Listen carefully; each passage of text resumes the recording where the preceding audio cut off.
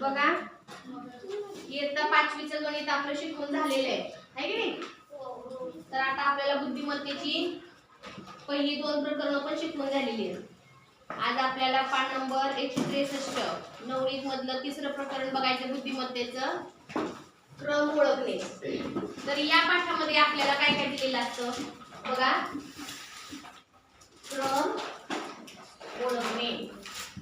बुद्धिमत्तेमध्ये क्रम ओळखणे या प्रकरणामध्ये आपल्याला संख्या, विविध अक्षर, चिन्ह किंवा आकृत्या पहिल्या दिलेल्या असतात 3 किंवा 4 आणि त्या पहिल्या दुसऱ्यामध्ये काय संबंध आहे, दुसऱ्या तिसऱ्यामध्ये काय संबंध आहे हे बघत बघत आपल्याला पुढची संख्या किंवा पुढची आकृती किंवा पुढचं चिन्ह आपल्याला शोधून काढायचं असतं. बघा तर या घटकामध्ये क्रम ओळखणे याच्यामध्ये आपल्याला 4 उपघटक आहेत. त्याच्यातलं पहिला आहे संख्या मालिका, दुसरा आहे आकृती मालिका, तिसरा आहे चिन्ह मालिका आणि चौथा आहे मालिके न बसणारे चुकीचे पद. तर असे या 3ऱ्या प्रकरणामध्ये 4 उपघटक आहेत. तर त्याच्यातलं आपण पहिलं शिकणार आहोत आज संख्या मालिका. त्या 3ऱ्या प्रकरणातलं पहिलं प्रकरण आहे म्हणजे उपघटक आहे संख्या मालिका. बघा प्रश्न घेऊया आपण डायरेक्ट या धड्यावरचे. म्हणजे प्रश्न सोडून देता देता तुम्हाला कळेल की विचार कसा करायचा आणि पुढची संख्या कशी शोधायची. तर मग बघा पहिला प्रश्न वाचा. पहिला प्रश्न वाचा. 9 बरोबर का? 9 19 39 आणि पुढचा आहे 79 आणि पुढे म्हणजे प्रश्नचिन्ह. म्हणजे तुम्हाला काय करायचे बाळांनो, या 2 संख्यांमध्ये काय युक्ती लढवली आहे किंवा काय संबंध आहे त्याच्यावरून ही तिसरी संख्या आली आहे. मग ह्याच्यावरून ह्या दोघांमध्ये काय संबंध आहे आणि त्याच्यावरून तुम्हाला पुढची संख्या तुम्हाला शोधून काढायची. तर अशा वेळेला तुम्हाला ना काय काय विचार करावा लागतो. एक तर 1 ते 20 पर्यंतचे तुमचे वर्गपाठ पाहिजेत, गुणपाठ पाहिजेत, गुणाकार पाढेपाठ पाहिजेत, है की नाही? हा संबंध आहे का? किंवा काय काय वेळेला लगतच्या संख्या असतात, लगतची पुढची संख्या, लगतची मागची संख्या, असा विचार करून तुम्हाला ते सोडवायचं असतं. तर हा प्रश्न सोडवताना तुम्हाला काय करायचंय बघा.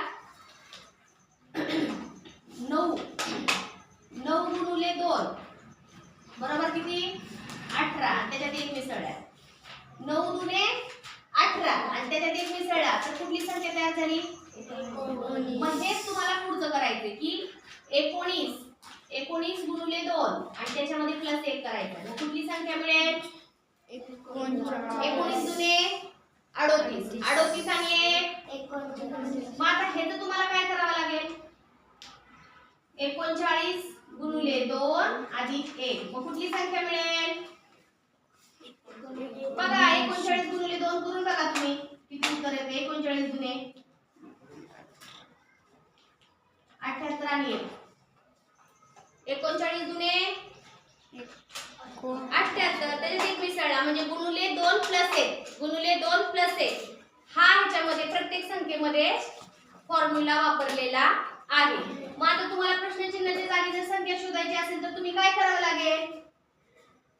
काय करावं लागेल? 79 गुणिले 2 + 1 मग करा तुम्ही. 79 गुणिले 2 करा. 79 दुने करा.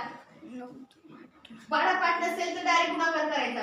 92 1808 हा 4 आहे. 2 14 ने 15 आणि त्याच्यामध्ये 1 मिसळलं तर किती तयार झालेली संख्या? 159. मग मला सांगा पहिल्या पर्यायामध्ये काय आहे? 169 158 159 आणि 179. मग कसा पर्याय शोधला आपण बरोबर पर्याय? पर्याय क्रमांक 3. कशावरून कळलं आपल्याला की हे 159 उत्तर बरोबर आहे? संख्या मालिका हा घटक शिकत असताना आपण ह्या संख्यांमध्ये काय संबंध लावला की जेणेकरून आपल्याला प्रश्नचिन्हाच्या जागचं उत्तर सापडलं? आता 2 दाखवलं ना मी तुम्हाला. गुणिले 2 आणि त्याच्यात आलेल्या उत्तरात 1 मिसळायचा. 9 दुने 18 18 ने 19 दुने 38 38 आणि 39 दुने 78 78 आणि 79. पुढची संख्या कशी शोधली? 79 दुने 158 आणि +1 159. कसं उत्तर आलं समजलं सगळ्यांना? पर्याय क्रमांक 3 बरोबर आहे. नुसतं पर्यायाला गोल करायचे का? पहिला बरोबर, दुसरा बरोबर, तिसरा बरोबर, चौथा बरोबर असं करायचंय का? नाही करायचं. काय करायचंय मग? दिलेल्या संख्या मालिकेचा विचार करायचा. तिथं काय काय युक्त्या लढवायच्या, तिथं आपल्याला काय काय सुचतंय ते बघायचं आणि पुढची संख्या शोधायचा प्रयत्न करायचा. ह्याला म्हणायचं क्रम ओळखणे. संख्या मालिकेचा क्रम ओळखणे. प्रश्न कसे असतात कळालं? उत्तर कसं शोधायचं कळालं? या दुसरा प्रश्न वाचा. दुसरा प्रश्न 6 5 8 9 10 11 5 8 9 10 13 आणि 12. आता बघा कसं करायचंय, तुम्ही लक्ष द्या. आपल्याला समविषम संख्या झालेल्या आहे. समसंख्या म्हणजे ज्या संख्येच्या एकक स्थानी 0 2 4 6 आणि 8 असतात ती संख्या सम. आणि विषम संख्या म्हणजे काय श्रेया? लक्ष नाही तुझं, पेनाची खेळतीये. विषम संख्या म्हणजे ज्या संख्येच्या एकक स्थानी 1 3 5 7 आणि 9 असतात त्या संख्या विषम असतात. मग तुम्हाला लक्षात आलं असेल की 6 ही काय आहे? सम. सम. 5 ही काय आहे? विषम. 8 काय आहे? सम. 9 काय आहे? विषम. 10 काय आहे? सम. 13 काय आहे? विषम. 12 काय आहे? सम. बरोबर का? आता बघा कसं केलंय. ह्या ज्या विषम संख्या आहेत 5 च्या नंतर डायरेक्ट विषम संख्येमध्ये कितीचा फरक आहे?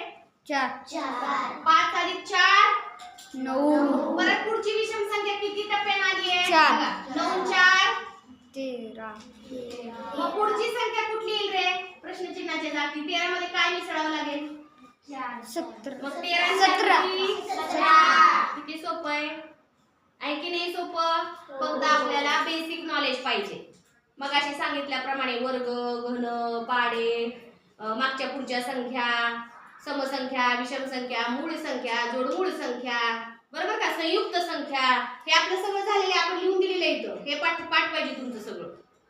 बेसिक नॉलेज तुमचं पाठ असल्याशिवाय गणित सुटत नाही, बुद्धिमत्तेमधले प्रश्न सुटत नाही. आता हे तुमच्या पटकन लक्षात यायला पाहिजे होतं की एकाडे एक सम विषम, सम झाली की विषम, विषम झाली की सम, असं एकाडे एक आहे. हे तुमच्या लक्षात यायला पाहिजे होतं. म्हणजेच पुढची संख्या 17 आली. पर्यायामध्ये बघा उत्तर आहे 15 16 17 आणि 18. मग कुठला पर्याय बरोबर आहे? तिसरा. म्हणून पर्याय क्रमांक 3 ला आपण गोल केला.